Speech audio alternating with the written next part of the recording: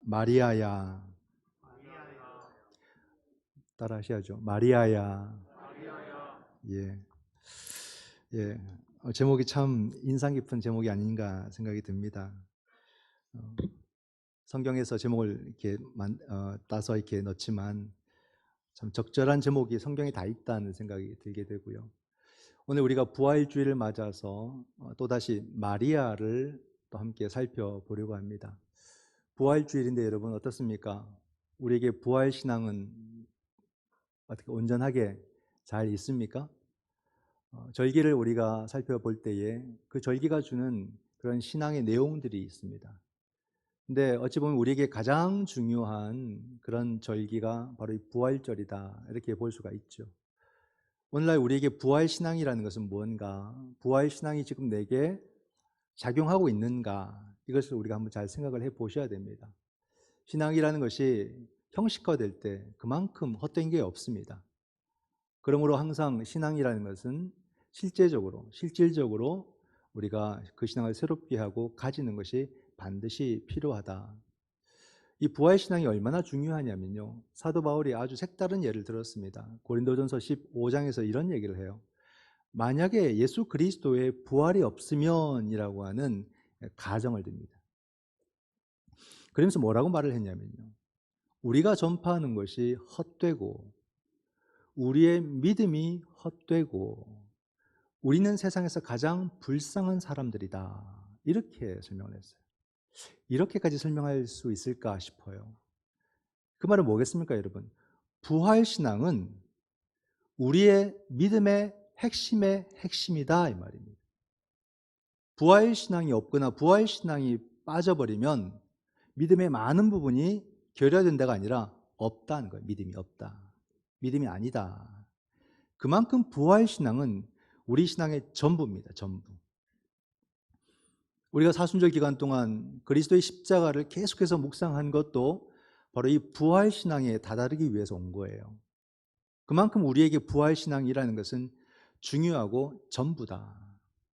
근데 왜 이렇게 말씀을 드리냐면, 오늘날 우리에게 부활신앙은 더 이상 이러한 감동과 의미가 없는 신앙의 내용이 되고 말았다는 겁니다. 그 부활신앙을 이해하고자 관심을 갖고, 그 부활신앙이 주는 그 감동에 젖고, 그 부활신앙을 붙들려고 애쓰는 모습이 우리들에게서 잘 보이지 않는다는 거예요. 원래 그리스도인들이 살아가는 삶의 모습이 어떠냐면은, 그냥 어떻게든 살아보다가 또 죽으면 또 어떻게 되겠지, 그런 막연함 속에서 우리들의 삶을 살아가고 있는 게 아닌가. 그런 삶에 부활신앙의 주제는 있는가, 그렇게 의심이 된다는 겁니다. 부활신앙이 우리 가운데서 약해지거나 없어지면요, 반드시 우리 신앙은 힘을 잃게 되고, 신앙이 힘을 잃게 되면요, 삶이 힘을 잃게 됩니다. 이건 진리입니다. 신앙과 삶이 구분되지 않습니다. 신앙이 힘을 잃으면 삶은 반드시 힘을 잃게 돼 있어요. 그러므로 우리가 우리의 삶을 더 소중하게 여기고 힘있게 살아가려면 우리의 신앙이 온전해야 된다, 이 말입니다. 바로 그 신앙은 부활신앙인 거죠. 그 부활신앙을 우리가 온전하게 회복하게 될 때 삶의 생명을 경험하게 되고, 그러므로 삶은 힘있게 도전하게 된다는 것을 우리는 알아야 됩니다. 그런 가운데 오늘 우리는 다시 부활신앙을 묵상해 보려고 하는데, 오늘은 또다시 우리가 관심 갖고 바라볼 그런 내용은 막달라 마리아입니다. 막달라 마리아라는 이 여성은 정말 대단한 분인데요, 우리가 고난주간에도 묵상했고 성금요일에도 묵상했고 부활주일에도 묵상을 합니다. 왜냐하면 예수님께서 바로 이 놀라운 가장 중요한 우리 기독교 신앙의 핵심에 있는 사건 속에서 막달라 마리아에게 가장 큰 점수를 주고 계시기 때문입니다. 그러므로 우리는 이 막달라 마리아를 아주 관심 있게 주의 깊게 함께 살펴봄으로써 우리의 부활신앙을 다시 회복하고자 하는 그런 목적으로 말씀을 나누게 됩니다. 오늘의 말씀은 본문이 길었습니다. 1절에서 18절까지의 말씀입니다. 이 말씀은 하나의 이야기처럼 연결은 되지만 또한 두 개의 이야기가 이렇게 붙어 있다는 것을 우리가 알게 됩니다. 첫 번째 이야기를 보고 우리가 두 번째 이야기를 볼 텐데, 첫 번째 이야기가 1절에서 10절까지 나타나고 있습니다. 거기는 막달라 마리아와 제자들의 이야기가 나타납니다. 막달라 마리아가 안식 후 첫날 예수님의 무덤으로 갔다고 했습니다. 안식 후 첫날이면 무슨 요일일까요? 일요일입니다. 주일. 우리는 안식일을 주일로 여기지만 원래의 안식일은 토요일이고, 그죠? 주님이 하나님께서 창조하시고 쉬신 날이 일곱째 날이 토요일입니다. 그런데 주님께서 일요일에 부활을 하셨기 때문에 우리는 그 일요일을 주일로 여기고 안식일로서 지키게 되는 거죠. 안식 후 첫날 일요일에 마리아가 무덤으로 갔습니다. 예수님의 무덤으로 갔습니다. 그 일요일 전 3일 전에 어떤 일이 있었냐면 십자가 사건이 있었죠. 끔찍한 십자가 사건. 정말로 예수님을 향한 그 마음이 간절했던 그 마리아로서는 그 십자가 사건을 감당하기가 버거웠을 거예요. 바라보는 그 자체가 너무나도 힘들었을 겁니다. 너무 비참했거든요. 그런데 마리아에게는 또 다른 상처가 생겼습니다. 그게 뭐냐면 십자가 이유 때문에 그래요. 십자가 이유가 너무 실망스러웠습니다. 그게 마리아에게는 지워지지 않는 그런 상처가 되고 있습니다. 보십시오, 여러분. 예수님이 묻혀 계신 그 무덤은 누구의 무덤이냐면 아리마대 요셉의 무덤이에요. 요셉이 자신을 위해서 준비해 두었던 그 무덤, 요셉의 무덤을 제공했고요. 또 그 무덤에 묻히기까지 장례를 집례한 사람은 누구냐면 나다나엘입니다. 나다나엘. 제자가 등장하지 않아요. 주님과 함께 동거동락했던, 먹고 마셨던, 그 말씀을 배우고 놀라운 일들을 경험했던 제자들은 그 순간에 나타나지 않는다 이 말이에요. 등장을 안 하고 있어요. 어쨌든 주님의 죽음 앞에서 절망은 했지만 그래도 자신들의 스승이라면 여러분 장례까지는 책임져야 되는 거 아닙니까? 이게 예우 아니에요? 의리 아닙니까? 신앙은요, 은총과 응답입니다. 부름과 응답이에요. 그 응답은 예를 갖추는 겁니다. 할 도리를, 할 바를 해야 된단 말이에요. 근데 제자들은 등장을 안 하고 있어요. 다른 사람들이 나타나고 있습니다. 그 광경을 볼 때 주님의 십자가도 너무나도 외롭고 쓸쓸했지만 그 사후도 너무나도 외로우신 주님을 바라볼 때 마리아의 심정이 찢어지는 그런 마음을 마리아가 경험하게 되는 것입니다. 그러니까 마리아가 예수님의 무덤이 궁금하고 또 자기라도 그 무덤을 살피고자 안식 후 첫날 무덤으로 간 것입니다. 물론 그 무덤에 간 것이 주님의 부활을 기대하고 가지는 않았습니다. 전혀 기대가 없었습니다. 그런데 무덤에 갔는데 놀라운 일이 벌어져요. 그게 뭐냐면 무덤이 열려져 있다는 말이에요. 무덤이 열려져 있는 그 돌문인데. 그러니까 마리아가 뭘 생각했냐면 사람이 예수님의 시신을 옮겼다라고 딱 생각을 한 겁니다. 그러니까 무덤에 들어가지도 않고 곧바로 마리아는 달려가는데 누구에게 가냐면 베드로에게 달려갑니다. 베드로에게까지 그는 쉬지 않고 달려가서 그 소식을 전합니다. 그때 누가 있었냐면 베드로와 주님이 사랑하시던 다른 제자, 주님이 사랑하시던 다른 제자가 누굴까요? 요한입니다. 요한. 바로 이 글을 쓰고 있는 요한. 그 요한에게 가서 사람들이 주님의 시신을 옮겼는데 어딘지 모르겠습니다 라고 막 울면서 이야기를 하니까 베드로와 요한이 막 또 달려가는 겁니다. 무덤을 향해서 열심히 달려갔습니다. 근데 요한이 젊으니까 먼저 도착을 했습니다. 그러나 요한은 무덤으로 들어가지 못했어요. 나중에 달려온 베드로가 쑥 들어갑니다. 베드로가 들어가서 보니까 주님의 시신은 없어요. 그리고 수위만 놓여져 있는 겁니다. 그리고 요한도 들어와서 봅니다. 정말로 주님의 시신이 없습니다. 주님의 시신이 없음을 확인하고 베드로와 요한은 무덤에서 나와서 집으로 돌아갑니다. 성경은 이렇게 주님의 부활의 이야기에서 첫 사건을 빈무덤 사건으로 우리에게 소개를 해주고 있습니다.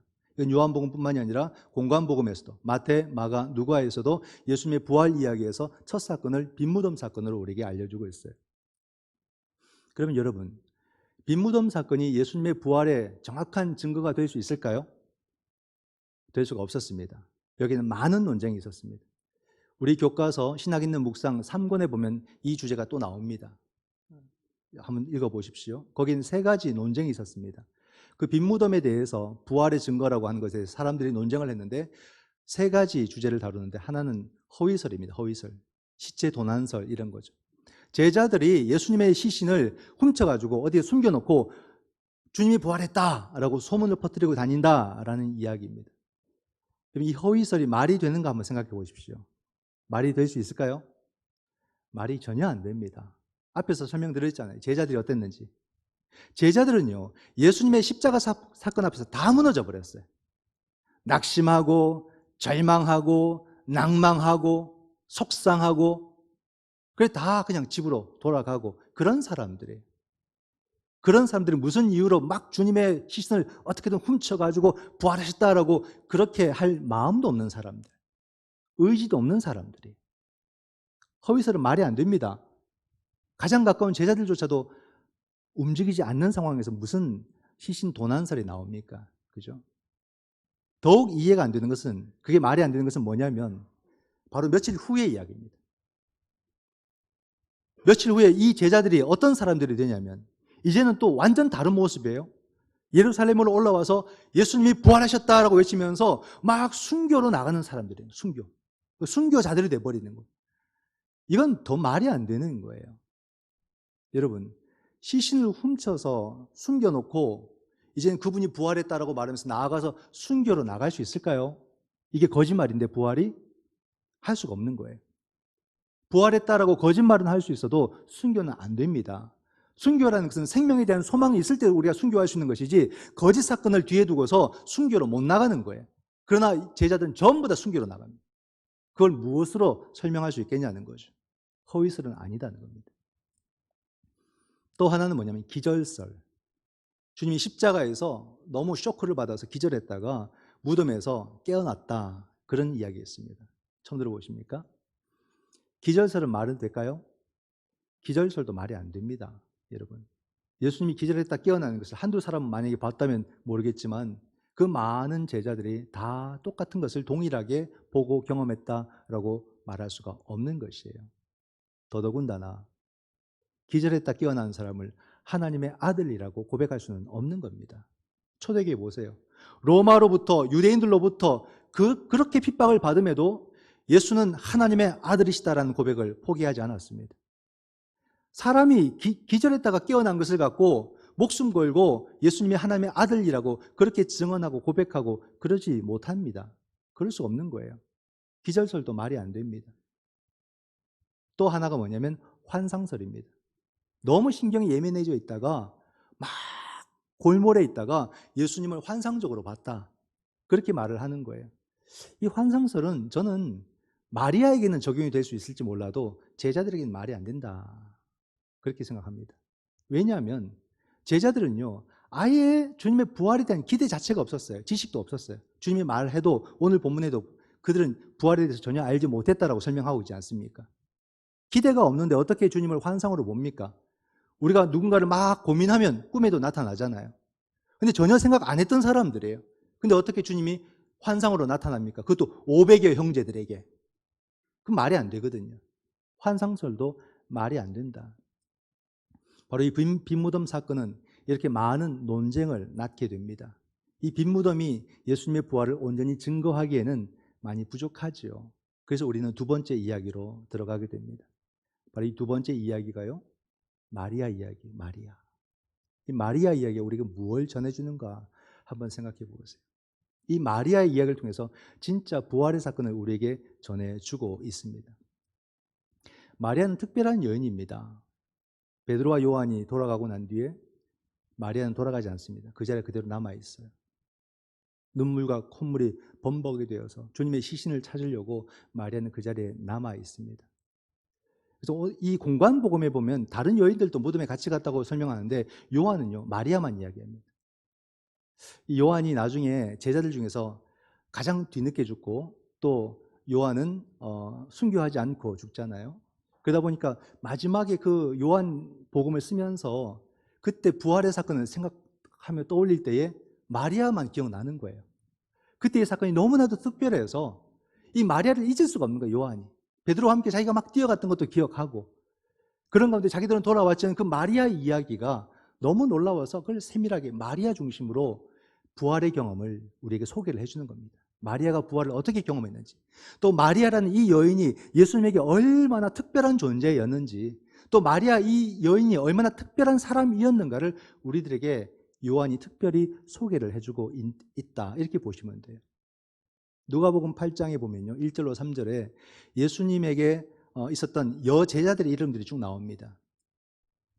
그 가운데 마리아가 등장을 하는데요. 마리아에게 있어서는 특별히 마리아를 설명하는 장면이 나옵니다. 8장 2절 말씀을 보면은 또한 악귀를 쫓아내심과 병 고침을 받은 어떤 여자들 곧 7 귀신이 나간 자 막달라인이라 하는 마리아와, 우리가 알지 못했던 마리아의 또 다른 이야기가 이런 게 있었던 거예요. 마리아는요, 예수님으로 말미암아 자기에게 심한 질병, 또 자기에게 정신과 마음에 있는 그 심한 질병들을 다 고침받은 여인이라는 것을 성경이 말해주고 있는 거예요. 예수님으로부터 자기 삶이 치유받은 놀라운 경험을 마리아가 했던 거예요. 그리고 난 뒤에 이 마리아의 모습을 우리는 어떻게 봅니까? 우리가 잘 아는 나사로의 그 죽음 가운데서 마리아는 그 가운데서 예수님을 간절히 찾습니다. 주님만 계시다면 오빠가 죽지 않을 수 있었다고 마리아는 굳건히 믿고 예수님을 찾았던 여인이에요. 그리고 마르다와 마리아 이야기에서 사람들이 전부 다 눈총 주고 사람들이 전부 다 비난하고 비판하는데도 예수님의 발치에 앉아서 끝까지 말씀드렸던 여인이에요. 이거 쉽지 않습니다. 우리는 사람들에게 그런 시선 받기 싫어서 우리는 또 피하고 하지 않습니까? 그러나 그런 시선을 두려워하지 않고 끝까지 주님 발치에 앉아서 말씀드려요. 주님께서 그때 마리아에게 뭐라고 했습니까?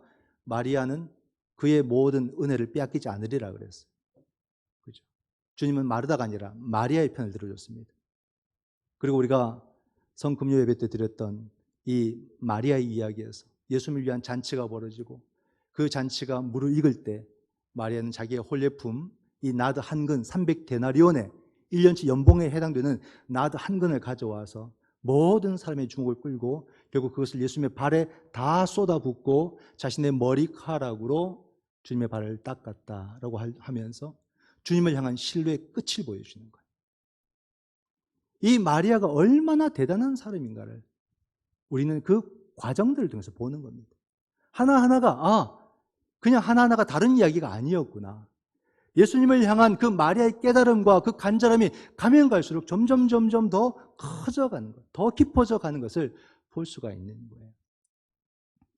그런 마리아였으니 제자들도 하지 않는 그 주님의 시신에 대해서 자기라도 끝까지 책임을 지고 싶은 마음에 간절한 겁니다. 그게 은혜에 대한 응답이라고 여겼다는 거예요. 그게 자기 도리라고 생각을 했던 겁니다. 여인으로서. 그러니 주님의 시신이 없어지니까 얼마나 속상하고 눈물과 콧물이 범벅이 되어서 난리가 난 겁니다. 그런 마리아에게 새로운 이야기가 진행이 됩니다. 마리아가 그 가운데서 무덤으로 들어갔어요. 무덤에 들어갔는데 이전에는 나타나지 않았던 천사가 나타납니다. 두 천사가 나타나서 그 장면을 소개합니다. 12절 보면 흰옷 입은 두 천사가 예수의 시체 누였던 곳에 하나는 머리편에 하나는 발편에 앉았더라. 그죠? 드디어 역사가 나타나는 거예요. 그리고 말합니다. 여자여 13절에 어찌하여 우느냐. 근데 놀라운 재밌는 것은요. 마리아가 이 두 천사를 몰라봅니다. 천사는 뭔가 짠하고 나타났는데 마리아는 천사인 줄 모르는 거예요. 마리아는 그저 예수님의 시신에 관한 이야기만 합니다. 우리 주님의 시신이 없어졌습니다. 어디로 간지 난 알 수 없습니다. 오로지 그 괴로움, 그 슬픔만을 고백하고 있는 겁니다. 그죠? 천사는 나 천사인데 이러고 나타났는데 알아주지 않는 거예요.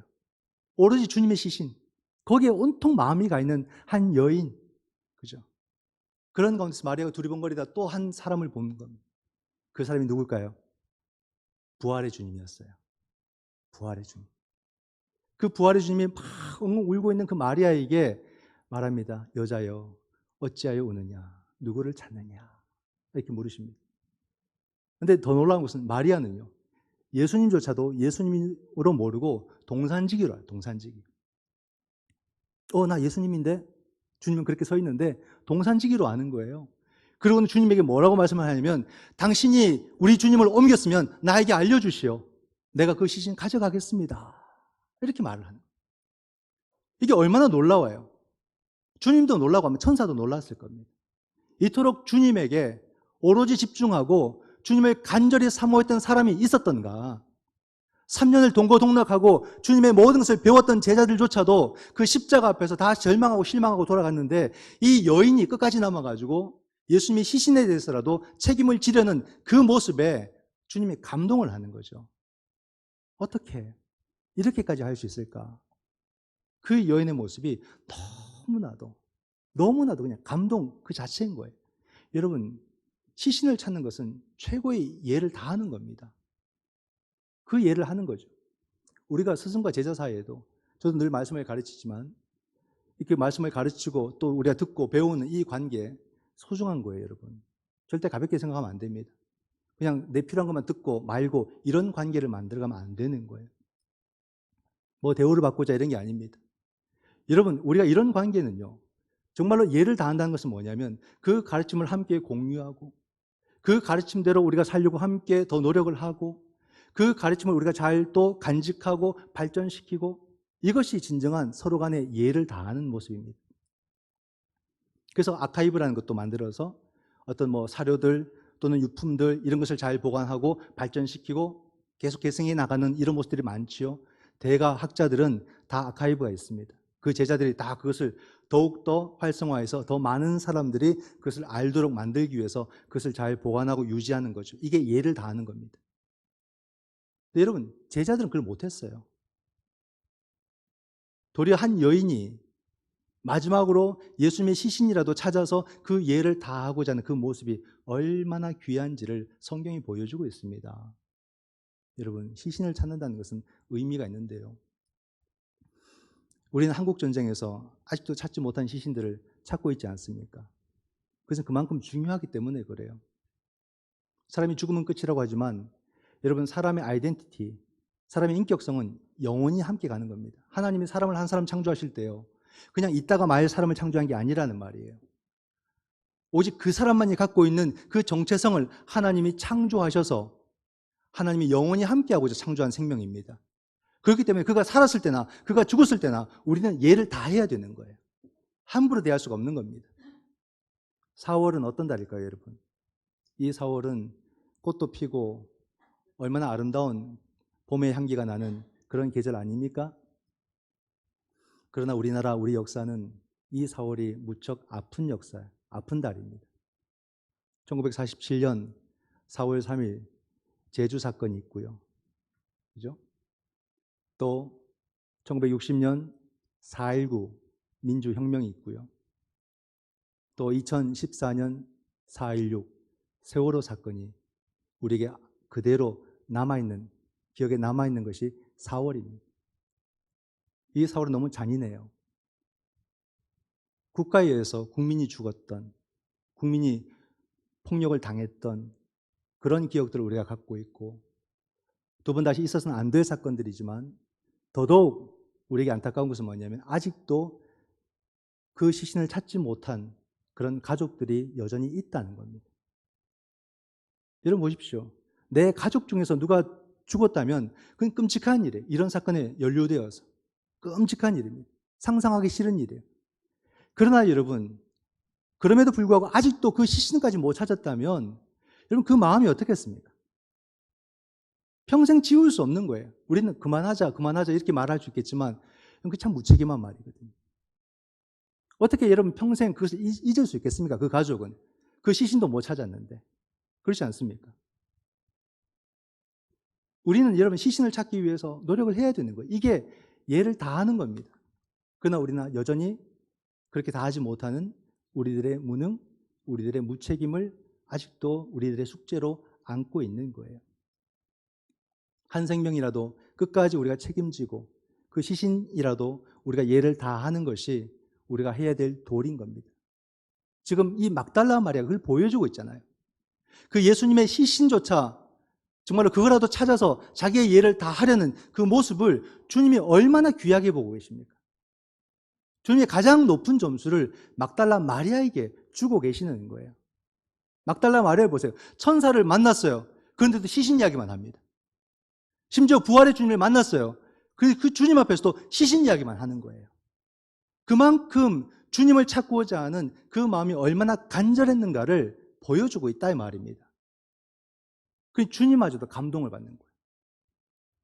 드디어 주님께서 이제 말씀하십니다. 뭐라고? 마리아야. 오늘의 제목은 영혼의 울림이 거기서 나오는 마리아야. 주님이 감동하시다. 주님.